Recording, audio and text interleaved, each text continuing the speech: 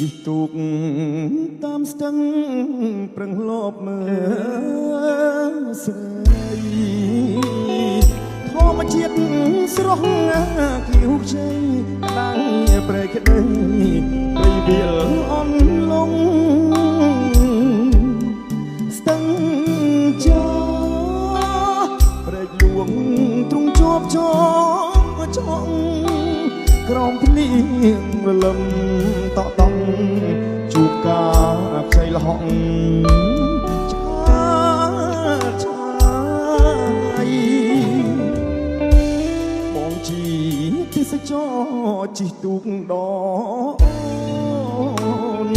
កូនមើល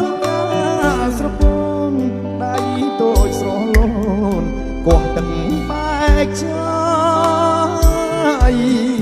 កូនវត្តកែវលោកកុំមិនណាយចៃលហងសក់ខ្មៅរំសេបងតែងចត់មកសូមស្នេហ៍តែកម្មអាក្រក់ដកចាំក្នុងចិត្ត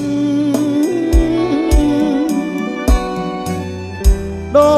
ចជប់ងងឹតវ៉ាំពន្លឺខា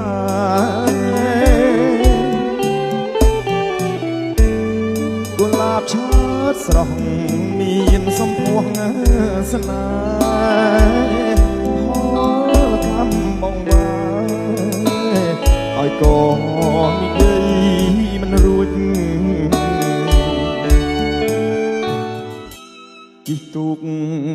តាមស្ទឹងប្រឹងលបមើលស្រីធម្មជាតិស្រស់ខៀវខ្ចីដាំងព្រែកក្ដីព្រៃវាលអន់លងស្ទឹងចាព្រែកលួងទ្រង់ជាប់ចងក្រោមភ្លៀងរលឹមតក់តង់ជួបការខ្ចីលហកឆ្ងាយបងជីទេសចរជិះទូកដកូនមើលស្រពន់ដៃតូចស្រលូនកោះទឹកបែកចាយកូនវត្តកែវលោកកុំមិនណាយចៃលហងសក់ខ្មៅរំសេ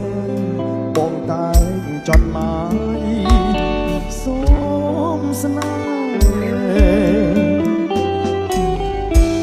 តែកម្មអាក្រក់ដកចាំក្នុងចិត្តដូចជប់ងងឹតវ៉ាំពន្លឺខា